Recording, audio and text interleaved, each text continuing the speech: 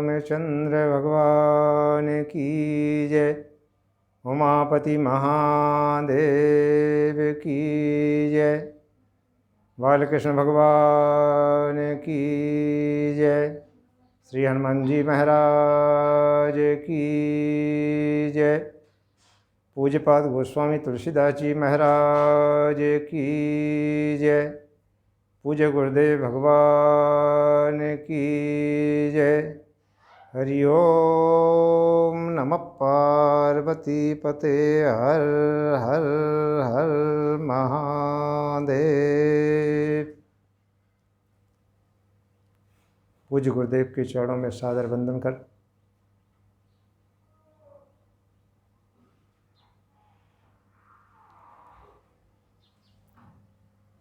भगवत प्रेमी हरि अनुरागी भक्तों को मैं बारंबार प्रणाम करता हूँ। श्री रामचरितमानस में जो कथा हमारे द्वारा सुनाई जाती है तो संक्षिप्त सार रहता है प्रवचन में। इसके पहले जो कथा मैंने बताई है, भगवान भोलेनाथ सती के साथ में अगस्त ऋषि के यहाँ गए कथा श्रवण की। वहाँ से जब आए, रास्ते में उन्होंने देखा भगवान राम शंभु समय जान करके उन्होंने देखा शंभु समय तेहि राम ही देखा उपजा ही अति हरस विशेखा। जब दो मित्र आपस में कभी मिलते हैं या घर का कोई व्यक्ति बाहर जाए, बाहर से आता है, अकस्मात जब मिलता है तो प्रेम की अश्रु बहने लगती है, ऐसे लगता है गले से मिल जाए। भगवान राम के प्रति भगवान भोलेनाथ का अटूट प्रेम, वही कथा अगस्त ऋषि ने सुनाई। जब साक्षात देखा तो मन ही मन बड़े प्रसन्न हुए और मुँह से एक शब्द निकला कि जय सच्चिदानंद जग पावन, वो अस कह चले ओ मनोज न सावन। साष्टांग प्रणाम किया। सती ने देखा या किसको प्रणाम कर रहे हैं, जिनको स्वयं देवता गंधर्व सब सम्मान करते हैं, वह महादेव साक्षात जो है किसको वंदन कर रहे हैं। ऐसा मन में विचार करने लगी, सोचने लगी। भगवान भोलेनाथ समझ गए कि सती सो दशा शंभु के देखी और उपजा संदेह विशेखी।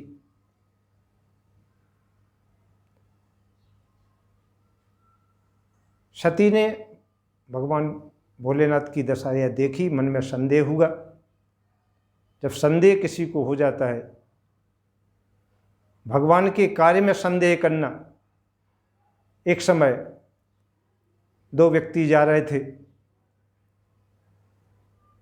रास्ते में उन्होंने देखा एक धार्मिक था, इसको जो है आस्तिक, एक नास्तिक। तो उसने कहा भगवान की जो माया के द्वारा बना हुआ, इस पर भी संदेह करने लगा। उसने कहा जो है ये कद्दू लगा है, तरबूज लगा है, और कितनी पतली पतली जो है इसकी डालियां हैं, और जिसमें लगा है कितना बड़ा भारी है, और आम के पेड़ में छोटे छोटे आम, इतना बड़ा आम। भगवान ने एक कैसी विचित्र रचना की है। ऐसा मन में जो है भ्रम और संदेह पैदा करके वो आगे चल दिए।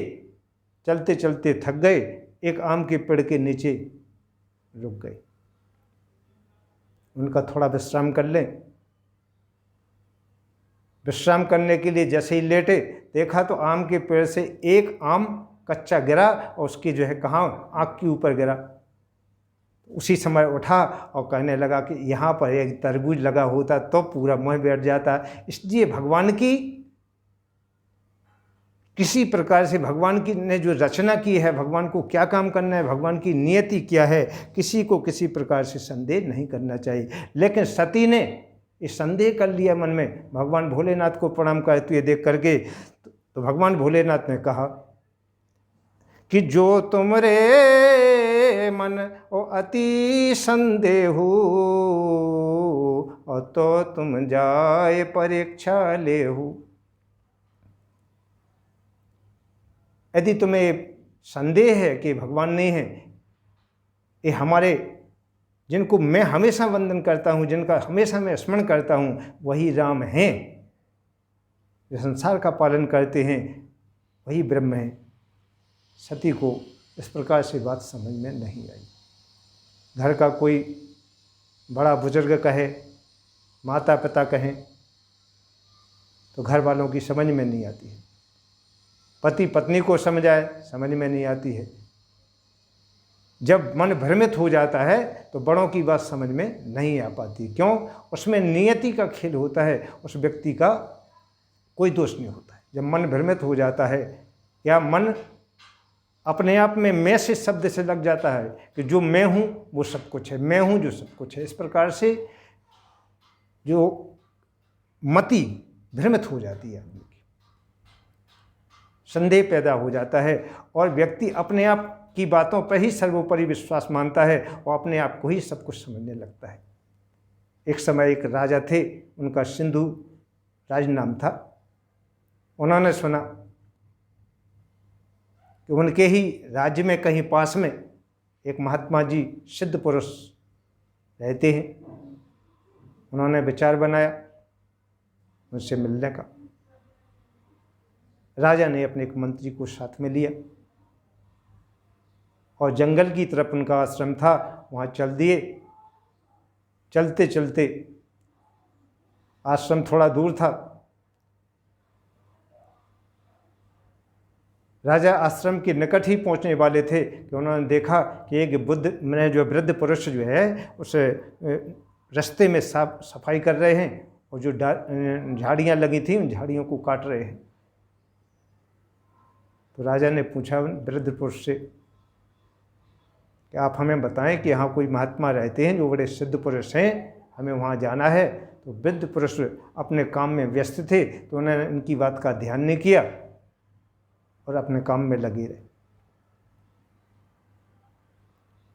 राजा ने पुनः पूछा, मैं यहाँ का सम्राट हूँ, हमें यहाँ महात्मा जी से मिलने जाना है, आप हमें बताएं वो यहाँ कहाँ रहते हैं। द्वारा वृद्ध पुरुष ने भी ध्यान नहीं दिया। तो उस समय राजा को गुस्सा आ गया और राजा ने अपशब्द बोलना शुरू कर दिए। वृद्ध पुरुष चुपचाप सुनते हुए अपने काम में लगे रहे। राजा थोड़े ही आगे आए, देखा कि आश्रम पास ही में आ गया था। आश्रम के पास पहुंचते हैं, काफ़ी शिष्य वहाँ ऋषि के शिष्य थे। उन्होंने राजा को बैठाला, पूछा कहाँ से आए हैं, जलपान करवाया, पूछा हमें आपके गुरु से मिलना है। उनका गुरुदेव सुबह 4 बजे यहाँ से वहाँ तक कि कांटे झाड़ने जाते हैं, डालियों को छांटने जाते हैं, आते ही होंगे। राजा ने कहा अच्छा। तो उसी समय वृद्ध पुरुष में इनको मैं डांट रहा था, ये कौन है? बोले यही महर्षि हैं। राजा उठे, चरणों में गिर पड़े, पश्चाताप करने लगे और कहने लगे अहंकार के बस अपने आप में मैंने बहुत बड़ी गलती है, इसलिए मैं क्षमा मांगता हूँ। ऋषि बड़े दयालु थे। उन्होंने कहा राजन, गलती करने के बाद यदि कोई गलती स्वीकार कर लेता है तब वो गलती नहीं मानी जाती है। आज के बाद आप उसका ध्यान रखें, इस मैं को हटा दें, दूसरे की बात को मानना सीखें, दूसरे के मार्गदर्शन को मानना सीखें, अपने आप के अहंकार को निकाल करके और संसार का कल्याण करने के निमित्त की सोचें, परोपकार करने की सोचें। लेकिन सती के साथ तो नियति अलग ही प्रकार से हो रही थी। शंकर जी ने बहुत कुछ समझाया, लेकिन उन्होंने जो है कहा तो उनका जो तुम रे मन अति संदेहु तो तुम जाए परीक्षा ले। यदि तुम्हारे मन में किसी प्रकार का संदेह हो रहा है तो जाके परीक्षा ले आओ। तो भगवान भोलेनाथ ने सोचा कि मैं तो ऐसे ही कह रहा हूँ, सती जाएंगी थोड़ी परीक्षा लेने के लिए। लेकिन सती ने परीक्षा लेने का विचार बना लिया। तो भगवान कहने लगे कि हो यही जो राम रचि राखा, को करी तर्क बढ़ावे शाखा। भगवान राम की जो इच्छा होगी उसमें कोई क्या कर सकता है। जितना हम पे बना है उतना समझाया है, बाकी प्रभु इच्छा। इस प्रकार से भगवान भोलेनाथ ने कहा कि ठीक है, तो आपकी जैसी इच्छा सो करो। सती ने मन में विचार किया कि परीक्षा लेने तो जाऊं, लेकिन क्या करूं, कैसे परीक्षा लूं। और वहां जा कर के मन में विचार किया कि सीता जी को खोज रहे हैं तो सीता का ही वेश रख लेना चाहिए। और सीता का वेश रख करके और माता सती वहाँ पहुँचती हैं। लक्ष्मण जी ने उनको पहचान लिया, लेकिन भगवान राम की वजह से कुछ नहीं बोले। भगवान राम ने स्वयं उनकी कपट को पहचान लिया, लेकिन कुछ नहीं बोले और दूर से उन्होंने प्रणाम किया। लेकिन क्या कहा कि कहूँ बहोरे और कहाँ वृख केतु, और विपिन अकेली फिर ही के ही हेतु। इतनी बात कहेंगे तो समझ जाएंगी माता कि हमने पहचान लिया है। कहा कि माता जी, भोले बाबा कहाँ हैं? आप अकेली यहाँ जंगल में क्यों फिर रही हो? क्या बात है? वहीं जाओ, क्योंकि सीता जी का तो हरण हो गया है और आप यहाँ जंगल में फिर रही हैं, तो भगवान भोलेनाथ ढूंढते फिरेंगे। इस प्रकार से भगवान राम ने योग माया के द्वारा उनका जो है परीक्षण करना चाहा। भगवान योग माया के द्वारा जब सती ने देखा कि आगे राम लखन सीता, पीछे राम लखन सीता, चारों तरफ जो है भगवान राम लक्ष्मण और सीता सहित दिखाई दे रहे हैं, तो उस समय उन्होंने देखा कि ये क्या हो रहा है, और उन्होंने नेत्र बंद करके वहीं बैठ गई। कुछ देर बाद देखा केवल राम और लक्ष्मण जा रहे हैं। माया की वशीभूत हो गई, लौट के आई। भगवान भोलेनाथ ने पूछा, सती परीक्षा ले आई? किस प्रकार से परीक्षा ली? तो वहाँ जाके उन्होंने असत्य वचन भगवान भोलेनाथ से कह दिया कि कछु न परीक्षा लीन गुसाई, और करऊ प्रणाम तुम्हारे नाई। जैसे आपने प्रणाम किया था उस समय मैंने प्रणाम नहीं कर पाई थी, तो मैंने जाके केवल प्रणाम किया और वहाँ से चली आई और आ गई, मैंने परीक्षा नहीं ली। भगवान भोलेनाथ ने कहा अच्छा। भगवान भोलेनाथ ने ध्यान करके देखा तो देखा सती ने सीता का वेश रखा था। तो भगवान ने योग माया के द्वारा उनको ही बता दिया कि हम क्या हैं, और यहाँ सती नियति के कारण झूठ बोल रहे हैं, आगे प्रभु की जो इच्छा होगी वो होगा। उसी समय भगवान भोलेनाथ शंकर सहज स्वरूप समारा, और लागी समाधि अखंड अपारा। उसी समय अपनी समाधि में भगवान भोलेनाथ बैठ गए और समाधि में 87,000 साल तक समाधि की। तब तक सती केवल अकेली बैठी नहीं भगवान भोलेनाथ के साथ। मन में सोचती नहीं कि मैंने ये क्या कर दिया है, मैं असत्य नहीं बोलती। तब इस प्रकार से जो है भगवान भोलेनाथ समाधि में नहीं जाते, अब मैं क्या करूं। और समय अपनी व्यथा किसको सुनाए, मन ही मन पछता रही थी, ये गलत हुआ। भगवान भोलेनाथ जैसे ही समाधि से उठे तो बड़ी प्रसन्न हुई और उन्होंने देखा कि राम नाम का स्मरण करके ही समाधि तोड़ी। इतना अटूट प्रेम राम नाम को। तब सती भगवान भोलेनाथ से प्रश्न करने लगी और कई प्रकार के प्रश्न करने लगी। भगवान भोलेनाथ समझ गए कि सीता का रूप रखा है, तब प्रश्नों के उत्तर देना तो है, लेकिन जो उचित उत्तर समय आने पे ही दिए जाएंगे। इस प्रकार से भगवान भोलेनाथ सुनते रहे उनके प्रश्नों को और आगे की जब सती ने देखा एक समय कि सती बिलो के व्योम विमाना और जात चले सुंदर विधि नाना। एक बार सती ने देखा, भगवान भोलेनाथ से पूछा, हे प्रभु ये विमान कहाँ पर जा रहे हैं, आकाश से जो है ऐसे लगता है कि कोई बड़ा कार्यक्रम कहीं हो रहा है। तो भगवान भोलेनाथ ने कहा है कि तुम्हारे पिता दक्ष ने यज्ञ रखा है, उस यज्ञ में सब लोग जा रहे हैं, उनको बुलाया है, लेकिन निमंत्रण हमें नहीं दिया है, तो हम नहीं जाएंगे।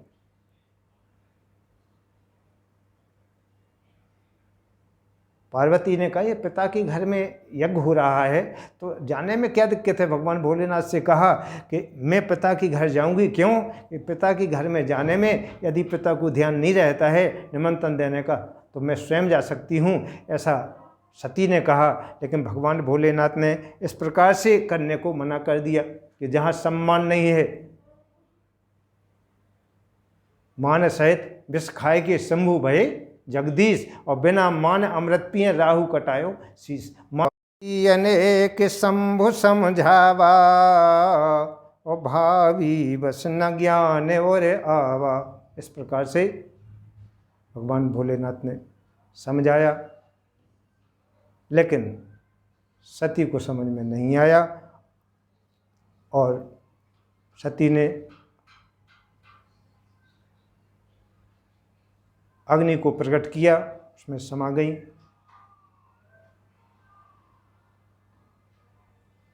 राजा दक्ष का यज्ञ विध्वंस हो गया। इस प्रकार से भगवान शिव के पास सूचना पहुंची।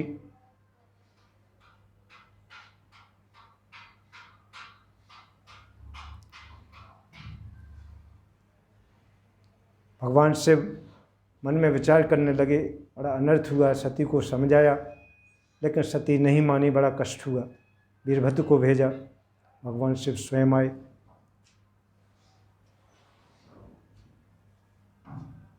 दक्ष का सिर बकरी का लगा दिया। इस प्रकार से देवताओं ने समझाया, भगवान भोलेनाथ को समझाया, सारी चीज़ें हो चुकी। इसके बाद जो है सती मरण हरिपद वर मांगा। जब शरीर सती ने छोड़ा तो भगवान विष्णु भगवान से यह वर मांगा कि जन्म जन्म तक शिवपद अनुरागा, हमारा मन सदैव भगवान शिव के चरणों में, अगर अगले जन्म में हम जब ही जन्म लें तो शिव ही हमारे पति बने, ऐसा भगवान से सती ने मांगा। ते ही कारण हिमि ग्रह ग्रह जाई और जन्मी पार्वती तन पाई। सती ने दूसरा जन्म लिया। दूसरे जन्म में राजा हिमांचल के यहाँ जन्म हुआ।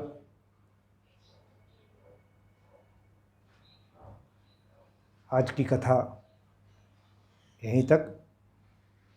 आप सभी 1 मिनट भगवान राम का चिंतन हमारे साथ करें। श्री राम जय राम जय जय राम, श्री राम जय राम जय जय राम, श्री राम जय राम जय जय राम, श्री राम जय राम जय जय राम, श्री राम जय राम जय जय राम, श्री राम जय राम जय जय राम, श्री राम जय राम जय जय राम, श्री राम जय राम जय जय राम, श्री राम जय राम जय जय राम। कौशल्या के प्यारे राम, कौशल्या के प्यारे राम, दशरथ राज दुलारे राम, श्री राम जय राम जय जय राम, श्री राम जय राम जय जय राम। आप सभी श्रोताओं को बहुत बहुत धन्यवाद। जय श्री राम।